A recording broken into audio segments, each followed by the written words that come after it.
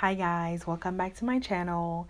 Today I'll be sharing my special recipe for Haitian macaroni. Here are all the ingredients that are usually used for this recipe.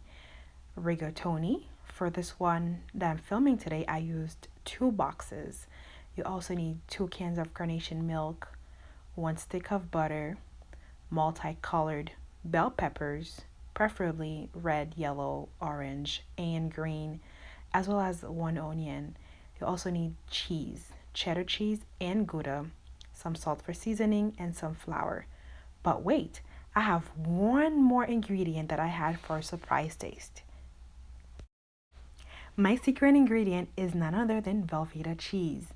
Now, it is a simple ingredient, but when added to this recipe, it creates such an intense, deep cheese flavor that it's totally worth trying. Now, I purchased this box from BJ's. It has 10 blocks in it, but you only need about 4 blocks for today's recipe. First thing you do, you cook your pasta al dente, meaning not fully cooked. You're going to drain it and let it cool. Next, you're going to dice your bell peppers and your onions, and you're going to set that on the side. Then you're going to heat up a large pan. Once the pan is hot, you want to take your stick of butter and start melting it. Then you're going to melt the butter completely in the pan. You want to give it a stir every now and then to make sure that it's all melted. Once the butter has completely melted, you want to start cooking your peppers and onions, and you want to give it a good stir. You do want to cook this all the way down, so you're going to stir it and leave it on the stove.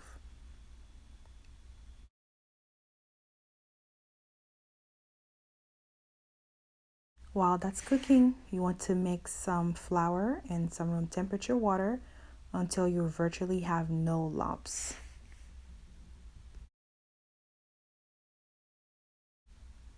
While your peppers are cooking, you want to take your cheese. You're going to unwrap them, set them on the side so they can soften up a little bit. Remember, we're only using 4 blocks for this recipe. The next thing we're going to do is adding the carnation milk. You're going to add both cans. Then you want to stir that in really well. You want to mix everything, and by now it should be smelling so nice that you want to eat the whole pan.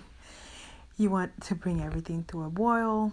You want it to boil down really well. You do want that to be completely cooked.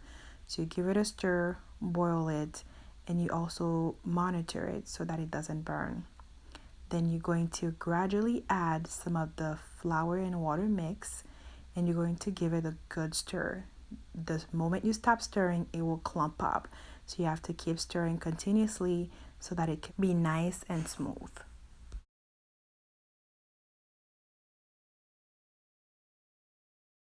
To make it a little thicker, we're going to add some more flour water mixture and continue stirring until it reaches that nice, smooth, thick consistency.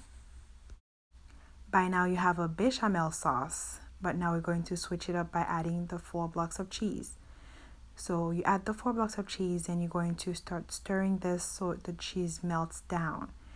You're going to give it a good stir, and you want to keep stirring so that it melts evenly. You're going to end up with this beautiful cheese sauce that is so hard to resist. Be sure that everything is nice and smooth by stirring it a little more. The final step to the sauce is to add the garlic salt. Now you want to start by adding very little because remember the butter and the cheese are both salty.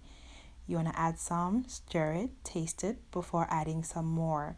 And keep some space for some salt later on because the cheese you're going to add at the end is also going to add some salt.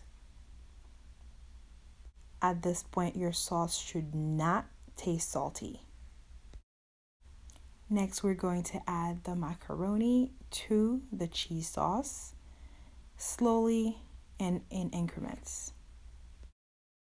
Now is the time where your arms are going to start hurting because you want to fold the macaroni completely into the sauce. In this case, I added a little bit more flour and water mixture to the sauce because it was on the dry side. You are allowed to do that as you see fit. Once you're satisfied with your macaroni and sauce mixture, you're going to butter up the pan and you're ready to transfer the mixture into the pan. Now you want to do it in layers. You want to have one first layer, a bigger layer, and you want to add your cheese. Now I'm using sliced cheese because I don't have shredded cheese, but you can use either or. After that, you're going to add the second layer, which is a thinner layer. And once you evenly spread it, you want to add your cheddar cheese. Be very generous with your cheese because that's going to help in the taste. Now you're going to add that to your oven that was heated up at 350 degrees. And you're going to cook this for about an hour. Now it's up to you. I like mine really, really well cooked and darker on top. So I let it for a little longer until it reached that golden brown texture. That's the way I like it. I let it stay up until it reaches this texture. Now you can remove it earlier. Once you have that, you serve it with a nice Caribbean plate. We have jerk chicken, rice, plantains, however you want to jazz it up, go all out. Serve this mac and cheese. It's going to be a hit. And if you do try this recipe, do not forget to comment down below and let me know how it went. Thank you for watching.